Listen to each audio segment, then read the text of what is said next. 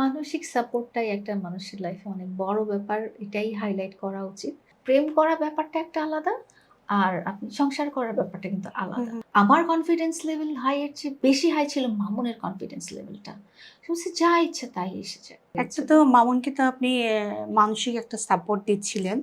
সেই সাথে কিন্তু অন্য আর কি সাপোর্ট দিচ্ছিলেন? মানসিক সাপোর্টটাই একটা মানুষের লাইফে অনেক বড় ব্যাপার। এটাই হাইলাইট করা উচিত।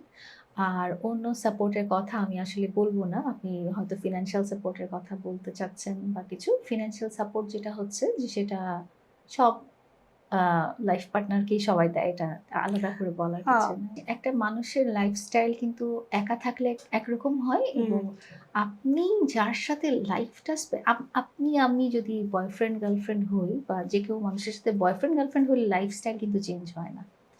আমি আমার লাইফে থাকি, ও আমার বয়ফ্রেন্ডের লাইফে থাকে। হয়তো ১ টা ২ টা ঘন্টা প্রতিদিন দেখা হয়। তাতে কিন্তু লাইফস্টাইল পুরো চেঞ্জ হয়ে যায় না। আমরা যখন একসাথে বসবাস হুম, হুম। করতে থাকি এবং একটা লাইফের স্ট্যান্ডার্ড এর ভিতর দিয়ে চলতে থাকে আমাদের জীবনটা, প্রতিদিনের লাইফটা। যেমন সকালে উঠে ব্রেকফাস্ট করব, আমি কাজে যাব, তুমি তোমার কাজ নিয়ে হুম, বসবা। হুম।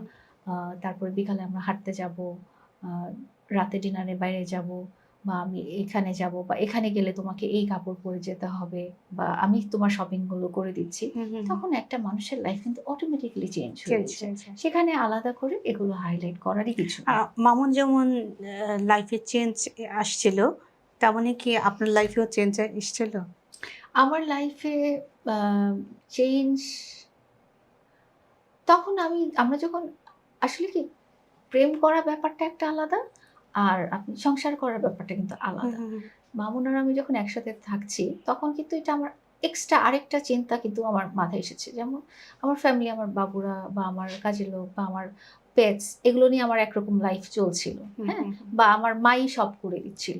যে হুম, এখন কি রান্না হবে? হুম, আ আমি কি খাবো বা খাবো না বা আমার এটা ভালো লাগছে না। হ্যাঁ? উনি উনার মতো করে উম ফ্যামিলিটা উনি করেছে। আমার এইসব অ্যাডমিনিস্ট্রেটিভ বা লজিস্টিক্স চিন্তা আমার কখনো করতে হয় নাই। যে ঠিক আছে এখন আ গাড়ির তেল আনতে হবে, ড্রাইভারের বেতন দিতে হবে। আচ্ছা, আচ্ছা। এই জিনিসগুলো তো আমি আগে করিনি। তো এই জিনিসগুলো তো যখন আমরা আলাদা হয়ে গেলাম, তখন তো ওগুলো আমার করতে হয়েছে যে ঠিক আছে গাড়ির পেপার আপডেট করতে হবে, ড্রাইভারের বেতন দিতে হবে, কাজের লোকের বেতন দিতে হবে, কাজের লোক কে কাপড় ধুবে, কে কখন রান্না করবে, মামুন কোন বেলায় কি খাবে। বাচ্চাদের খাবার তো আমি জানি। হুম, হুম, হুম। ওদের রুটিন তো আমার জন্ম থেকেই জানা যে ওরা কখন কি খাবে। বাট আরেকটা পারসন, হ্যাঁ? সে এবং তার হোল লাইফ আমার সাথে।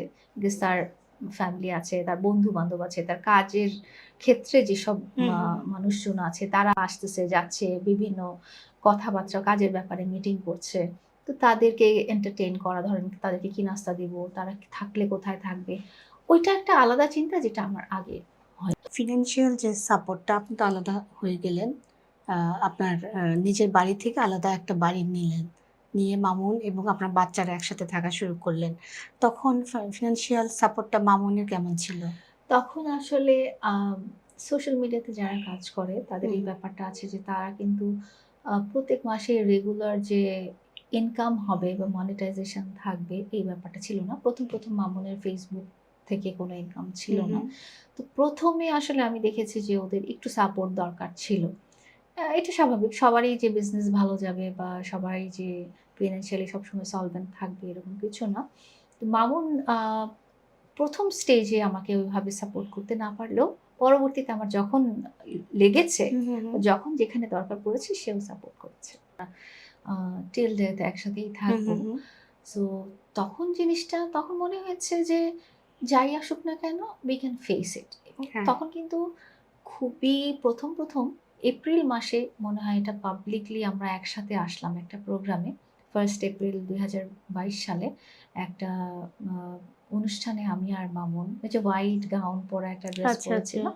ওই পরী হয়ে। হ্যাঁ, হ্যাঁ, ওই আচ্ছা। প্রোগ্রামটাতে আমরা এরকম সোশ্যাল মিডিয়ার সামনে পাবলিকলি একসাথে হুম, হুম, এসেছি। হুম।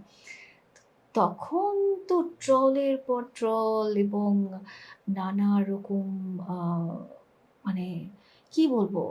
বলার মতো না। সোশ্যাল মিডিয়াতে ঝড় নেগেটিভ। হয়ে গেছে। নেগেটিভ ঝড় এবং মামুনের মতো তখন ওর বয়স কত? তখনও যতটুক এজ, হ্যাঁ? ওই এইজে সে ওই জিনিসটা সে অ্যাকসেপ্ট করে নিয়েছে এবং সে ওই জিনিসটা অ্যাকসেপ্ট করে নিয়েও সে তার এতটুকু ভালোবাসা আমার জন্য কমেনি।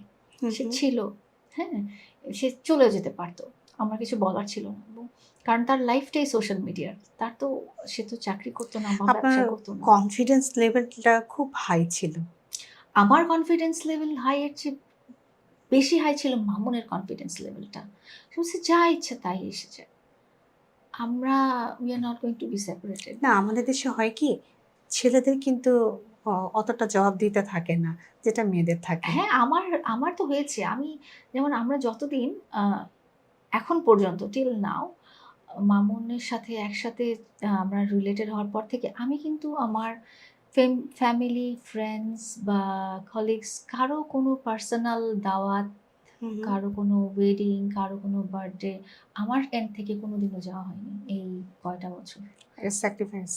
২০২২ থেকে নিয়ে কারণ আমার মনে হয়েছে কোনোখানে যেয়েও যদি মামুনের মনে এতটুকু কারণ আছে না একটা সোসাইটির মানুষ আরেকটা সোসাইটিকে হয়তো আমি যেভাবে নিয়েছি ওই রেসপেক্টটা হয়তো যদি কোনোদিনও না দেয়, যদি হুম, হুম, মামুনের হুম। কখনো এতটুকু খারাপ লাগে বা এতটুকু কষ্ট লাগে, তাহলে ওটা আমি আর অনেক বেশি আমার ঐরকম দাওয়াতে আমার যাওয়ারই দরকার নেই যেখানে ও খারাপ ফিল করবে বা যেখানে ও আ কোনোদিনও মামুনের হ্যাঁ, সম্মানটাকে বেশি গুরুত্ব দিয়েছিলেন। ডেফিনিটলি আপনার লাইফ পার্টনারের সম্মানকে তো আপনি হুম। গুরুত্ব দিবেনই।